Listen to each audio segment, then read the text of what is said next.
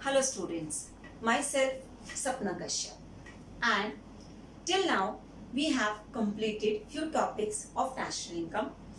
Students, मैं कोशिश कर रही हूँ कि आपको नेशनल इनकम थोड़े इजी वे में पढ़ाया जा सके जो आपके बोर्ड एग्जाम्स के लिए बहुत इम्पोर्टेंट है।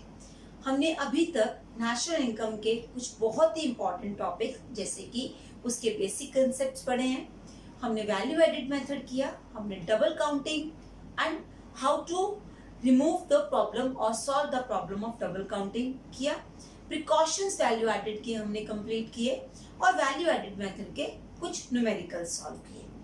So today I'll start with second method which is known as the income method.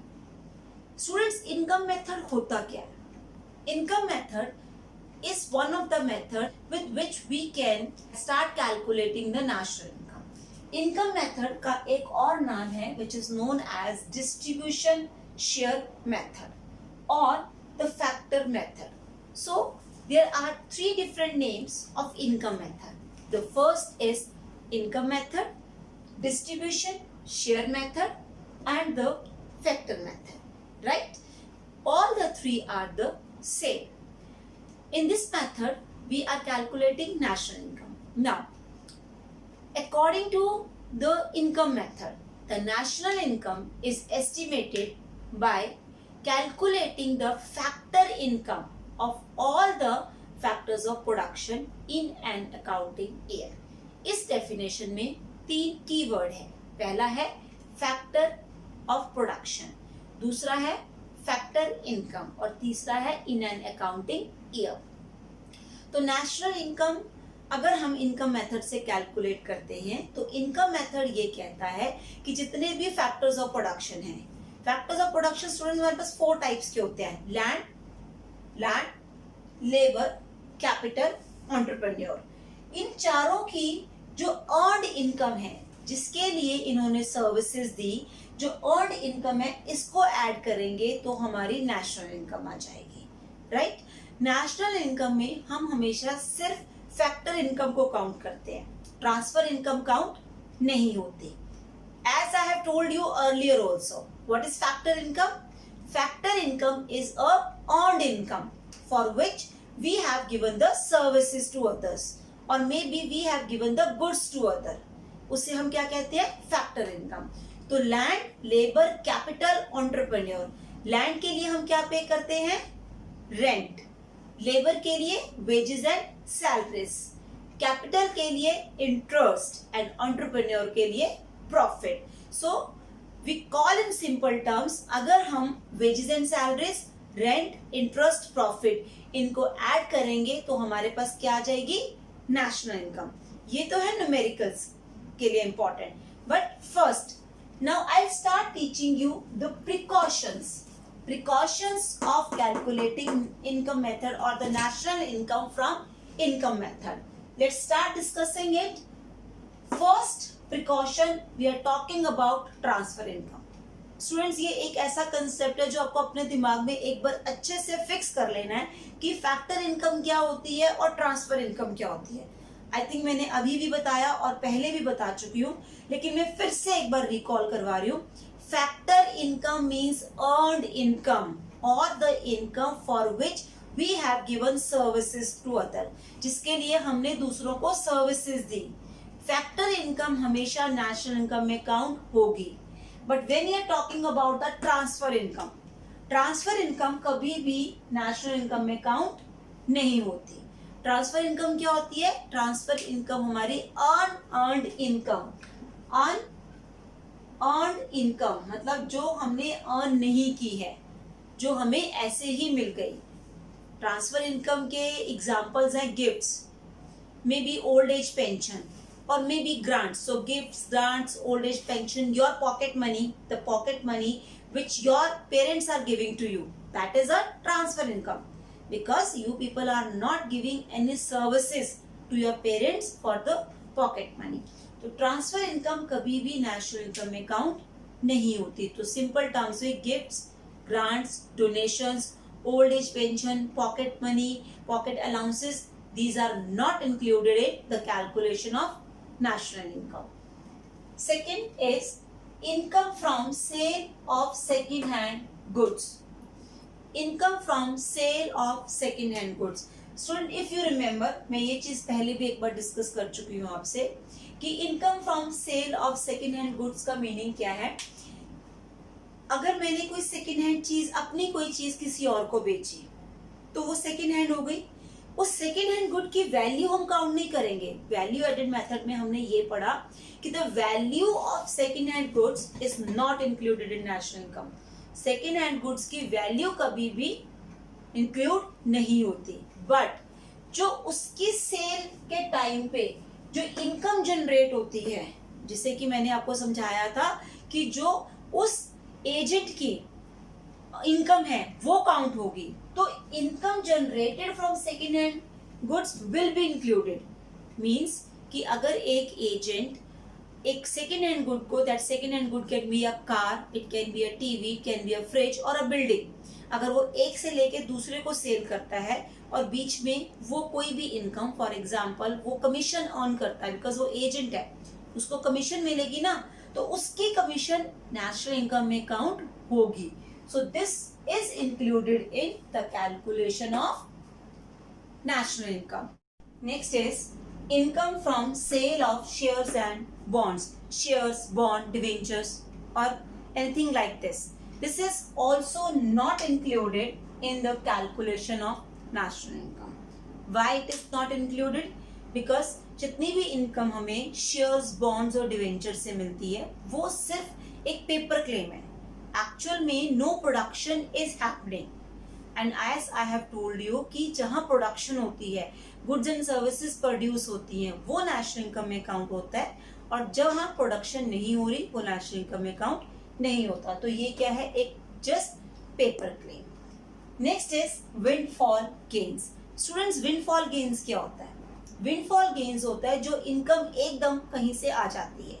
जैसे कि आपको अगर कोई लॉटरी मिल जाती है और लॉटरी से जो इनकम आती है उसे हम विंडफॉल गेन्स कहते हैं। तो इस तरह की इनकम भी नेशनल इनकम में काउंट नहीं होती।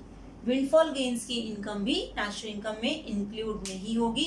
रीजन वही सेम है कि इसमें कोई भी प्रोडक्शन एक्टिविटी इंक्लूड नहीं हो रही। Okay, so till now we have covered 4। पहला, ट्रांसफर इनकम काउंट नहीं होगी बट फैक्टर इनकम काउंट होगी। Second, income from sale of second hand goods count, इसकी इनकम काउंट होगी, मींस जो कमीशन एक एजेंट को मिलेगा वो काउंट होगा। Then income from sale of shares, bonds and debenture will not be included, वो इंक्लूड नहीं होगा। विंडफॉल गेन मींस लॉटरी से अगर कोई इनकम मिलती है तो वो भी काउंट नहीं होगी। Fifth is payment out of the past saving. For example, मैं आपको इस एक एग्जाम्पल से समझाती हूँ कि मैंने किसी कोई पर्टिकुलर में भी मैंने कोई पर्टिकुलर एसेट खरीदा, लेकिन उसकी जो पेमेंट है वो मैंने अपनी पास्ट सेविंग से की, करंट इनकम से नहीं की, तो वो भी नेशनल इनकम में काउंट नहीं होगा। उसका रीजन क्या है? उसका रीजन ये है कि कोई भी प्रोडक्शन एक्टिविटी अभी जनरेट नहीं हुई और ना ही कोई इनकम जनरेट हुई, तो this will also not included in national income. Next is your indirect taxes. Students, फिर से इनडायरेक्ट टैक्सेस भी नेशनल इनकम में काउंट नहीं होते। इनडायरेक्ट टैक्सेस कौन से होते हैं? Indirect taxes which are paid indirectly. ठीक है, the value of indirect taxes is always included in the price. तो इनडायरेक्ट टैक्सेस काउंट नहीं होते बिकॉज उसका प्राइस हमेशा मार्केट प्राइस में इंक्लूडेड होता है, तो ये भी काउंट नहीं होते। सेवेंथ है हमारे पास income from illegal activities. Last is income from illegal activities. Students, income generated from illegal activities, illegal activities is also not included in national income। अब इनलीगल एक्टिविटीज कौन सी होती है? इनलीगल एक्टिविटीज जो स्मगलिंग से income generate होती है, theft और may be other gambling, theft, smuggling, ये सारी क्या है? Illegal activities. और इससे जितनी भी इनकम जनरेट हो रही है, बिकॉज वो कोई भी प्रोडक्शन प्रोसेस में इंक्लूड नहीं हो रही है, वो एक ब्लैक इनकम है, ब्लैक मनी है, उसका कोई हम टैक्स पे नहीं कर रहे हैं, वो वाइट मनी नहीं है, तो वो नेशनल इनकम में काउंट नहीं होगी। स्टूडेंट्स, अभी तक हमने 7 प्रिकॉशंस पढ़े नेशनल इनकम मेथड के, इनकम मेथड में से नेशनल इनकम मेजर करने के लिए। और एक और इम्पॉर्टेंट चीज मैंने आपको बताई, वो ये थी कि income method is also known as distribution share method and factor method. अब हम स्टार्ट करेंगे इसके formulas. So students, now I am going to teach you the classification of income method. Students, numerical calculate करने से पहले इसकी classification समझना जरूरी है कि न्यूमेरिकल में क्या क्या इंक्लूड होता है। इनकम मेथड के मेनली 3 कंपोनेंट है, compensation of employees, operating surplus और मिक्स्ड इनकम। मीन्स अगर मैं सिंपल टर्म्स में बोलूं तो अगर मैं compensation of employees, operating surplus और मिक्स्ड इनकम को ऐड करती हूँ तो I will get NDP at FC. But ये कहाँ से आया, इनका मीनिंग क्या है, पहले हम ये समझते हैं। तो फर्स्ट क्लासिफिकेशन और फर्स्ट टाइप है इसकी compensation of employees. Compensation of employees का मीनिंग क्या होता है? कंपनसेशन ऑफ एम्प्लॉयज का मीनिंग है कि एम्प्लॉयज ने जो काम किया, एक पर्सन जो किसी और के अंडर काम कर रहा है और उसको जो इनकम मिल रही है, उससे कंपनसेशन ऑफ एम्प्लॉयज बोलते हैं। कंपनसेशन ऑफ एम्प्लॉयज 4 तरह की होती है और ये चारों तरह की नेशनल इनकम की काउंटिंग में हम काउंट करते हैं। पहला है wages and salaries in cash. Means अगर कोई वर्कर किसी कंपनी में जॉब करता है तो उस कंपनी में उसको जो भी कैश में उसकी सैलरी मिल रही है, चाहे उसके अकाउंट में आ रही है, चाहे उसको इन हैंड कैश दिया जा रहा है, वो नेशनल इनकम में काउंट होगा क्योंकि वो पार्ट है wages and salaries in cash का। दूसरा है payment in kind. Payment in kind का मतलब बहुत सारी कंपनीज अपने एम्प्लॉयज को wages and salaries in cash देने के साथ साथ वो उनको लंच फैसिलिटीज प्रोवाइड करती हैं, ट्रांसपोर्ट फैसिलिटीज प्रोवाइड करती हैं, मे बी वो गवर्नमेंट कंपनीज में उनको गवर्नमेंट एकोमोडेशन मिलती है, कुछ कंपनीज अपने एम्प्लॉयज को यूनिफॉर्म देती हैं। ये सारी भी नेशनल इनकम में काउंट होगी। तो wages and salaries in cash and in kind दोनों ही कंपनसेशन ऑफ एम्प्लॉयज का पार्ट है। थर्ड है employers contribution to social security benefits. Students, यहाँ जो समझने वाली चीज है वो ये है कि एम्प्लॉयर का कंट्रीब्यूशन तो नेशनल इनकम में काउंट होता है, लेकिन एम्प्लॉय का कंट्रीब्यूशन काउंट नहीं होता। अब एम्प्लॉयर कंट्रीब्यूशन का मतलब है कि अपनी सैलरी के अलावा कुछ कंपनीज उसको प्रोविडेंट फंड, ग्रेचुइटी, कुछ ऐसी और मे बी मेडिकल फैसिलिटीज भी प्रोवाइड करती हैं, तो ये उनका एम्प्लॉयर का कंट्रीब्यूशन है सोशल सिक्योरिटी बेनिफिट्स में। दिस विल बी इंक्लूडेड और ये भी कंपनसेशन ऑफ एम्प्लॉयज का ही पार्ट है। Pension on retirement will also be included in national income. Pension और रिटायरमेंट और रिटायरमेंट पेंशन ये भी कंपनसेशन ऑफ एम्प्लॉयज का पार्ट है, लेकिन अगर आपको रिटायरमेंट पेंशन ना दे के ओल्ड एज पेंशन या किसी और टाइप की पेंशन गिवन है तो हम उसको काउंट नहीं करेंगे, बिकॉज फिर वो ट्रांसफर इनकम में चली जाएगी। तो इट मीन्स कि कंपनसेशन एम्प्लॉयज के 4 कंपोनेंट्स हैं। पहला है wages and salaries in cash, wages and salaries in kind और payment in kind, both are same things. Employers contribution to social security benefit count होगा, एम्प्लॉयज कॉन्ट्रीब्यूशन काउंट नहीं होगा। Then pension और retirement, ये चारों अगर गिवन है, इन चारों को ऐड करके कंपनसेशन ऑफ एम्प्लॉयज आ जाएगा। आपको एक चीज याद रखनी है बच्चा कि अगर कंपनसेशन ऑफ एम्प्लॉयज भी गिवन है और ये चारों भी गिवन है तो हम कंपनसेशन ऑफ एम्प्लॉयज लेंगे, इनको ऐड नहीं करेंगे। नेक्स्ट है ऑपरेटिंग सरप्लस। ऑपरेटिंग सरप्लस के हमारे पास आगे फिर से 3 पार्ट्स हैं, रेंट, इंटरेस्ट, प्रॉफिट। रेंट क्या होता है? रेंट का मतलब है अगर हम कोई भी कैपिटल किसी को काम करने के लिए देते हैं, उसके बदले में हमें जो रेंट मिलता है, या फिर बहुत सारे लोग हैं जो अपना घर रेंट पे देते हैं, ठीक है, अपना घर किसी और को यूज करने के लिए देते हैं, तो उसके लिए जो उनके किराएदार हैं वो किराया पे करते हैं, उस किराए को हम रेंट कहते हैं। ये हमेशा नेशनल इनकम में काउंट होता है। दूसरा है इंटरेस्ट, अगर हम किसी से पैसा उधार लेते हैं तो उसके लिए हमें इंटरेस्ट पे करना पड़ता है। और तीसरा है प्रॉफिट। इन तीनों को रेंट, इंटरेस्ट, प्रॉफिट को ऐड करके ऑपरेटिंग सरप्लस आता है। प्रॉफिट, डिविडेंड, कॉर्पोरेट टैक्स और अनडिस्ट्रीब्यूटेड प्रॉफिट, ये कैसे डिवाइड होता है? ये एक कंपनी का प्रॉफिट है। लेट इस कंपनी का प्रॉफिट 50,000 रुपीज है, मे बी पर मंथ। अब इस 50,000 में एक कंपनी सबसे पहले तो उसका कॉर्पोरेट टैक्स पे करेगी गवर्नमेंट को। लेट गवर्नमेंट को उसने पे किया 10,000 रुपीज। ये 10,000 रुपीज क्या था? कॉर्पोरेट टैक्स जो गवर्नमेंट को पे किया। तो 50,000 में से 10,000 गया, अब कंपनी के पास कितना बचा? 40,000। अब ये कंपनी इस 40,000 में से कुछ अपना अनडिस्ट्रीब्यूटेड प्रॉफिट और जिसे हम रिटेन अर्निंग बोलते हैं वो अपने पास रखेंगे। मींस इस 40,000 में से इस कंपनी ने और 20,000 को अपने पास एज अ सेविंग रख लिया। ये 20,000 इसका अनडिस्ट्रीब्यूटेड प्रॉफिट था, मतलब 20,000 वो था जिसमें से किसी भी शेयर होल्डर को कुछ नहीं मिला और कंपनी ने ये अर्निंग अपने पास रखी संभाल के, अगर कभी फ्यूचर में जरूरत पड़ेगी तो वो उसे यूज करेंगे। अब उनके पास बचा, यहाँ से 20,000 और चला गया। अब कंपनी के पास जो 20,000 अब बचा, ये 20,000 ये इसका डिविडेंड है, ठीक है, ये डिविडेंड है सबसे बड़ा पार्ट, और इसे उसके पार्टनर्स में डिवाइड किया जाएगा।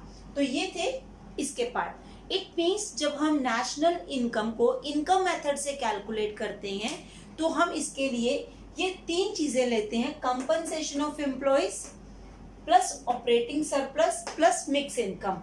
सो स्टूडेंट्स, मैं आपको इसे अब एक बार इसका फॉर्मूला समझाती हूँ कैसे करते हैं इसे। ये देखिए, इसमें अब इस मेथड में हमारे पास निकलता है एनडीपी एट एफसी। सबसे पहले इसके कंपोनेंट्स को लेके लिखता है NDP at FC. NDP at FC में क्या आता है? Compensation of employees plus operating surplus plus mixed income. ये इसके तीन कंपोनेंट्स हैं। इन तीनों को हम ऐड करेंगे तो we will get NDP, net domestic product at factor cost, या फिर domestic income. NDP at FC को और हम क्या बोलते हैं? Domestic income, right. Compensation of employees के आपको मैंने 4 पार्ट सिखाए। Payment in cash, wages and salaries in cash and in kind, second kind, third is your retirement pension and social security benefits by the employer. उन तीनों में से, चारों में से जो गिवन है वो हम ऐड करेंगे। अदरवाइज अगर compensation of employees directly given है तो उसे ऐड करेंगे। ऑपरेटिंग सरप्लस अगर डायरेक्टली गिवन है तो उसे ऐड करेंगे, नहीं तो रेंट, इंटरेस्ट, प्रॉफिट को ऐड करके हम ऑपरेटिंग सरप्लस निकाल सकते हैं। मिक्स्ड इनकम हमेशा as it is mixed income होता है। अब आपको बहुत सारे कंपोनेंट्स गिवन है और आपको कैलकुलेट करना है नेशनल इनकम। तो नेशनल इनकम काउंट करने से पहले सबसे पहले आप एनडीपी एट एफसी काउंट करोगे, बिकॉज जो फॉर्मूला है वो आपको सिखाता है एनडीपी एट एफसी कैलकुलेट करना। तो first of all you will calculate domestic income, मतलब कि एनडीपी एट एफसी, और उसके बाद इसे चेंज करोगे नेशनल इनकम में। अब कैसे चेंज करेंगे? नेशनल इनकम होता है NNP at FC, NDP at FC आ गया। अब इसमें जो भी आया, लेट एक क्वेश्चन था, इसको मैंने जब ऐड किया तो मेरे पास ये ₹25,500 करोड़ रुपीस आ गया, ठीक है, ये मेरा एनडीपी एट एफसी आ गया। लेकिन मुझे कैलकुलेट करना है NNP at FC, net national product at factor cost. तो मैं क्या करूंगी, इस 25,500 में इस डोमेस्टिक से नेशनल में जाने के लिए इसमें ऐड कर दूंगी NFIA, net factor income from abroad. It can be whatever is given and we'll get the national income. अब हम इसके बाद इसके न्यूमेरिकल्स करेंगे। अभी आपको 2 मेथड्स मैंने करवाए हैं, उनको अच्छे से रिवाइज करो, ठीक है, उनको अच्छे से देखो। उसके बाद इसके न्यूमेरिकल्स प्लस एक्सपेंडिचर मेथड के न्यूमेरिकल्स हम दोनों एक साथ करेंगे। पहले मैं आपको एक बार थियरी पोर्शन एक्सपेंडिचर मेथड का भी समझा देती हूँ। Okay, thank you students.